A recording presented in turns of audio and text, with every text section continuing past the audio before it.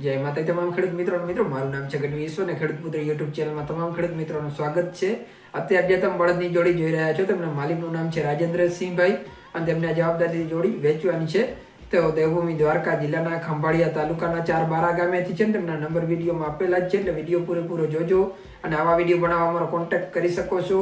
Okay મિત્રો, જય માતાજી.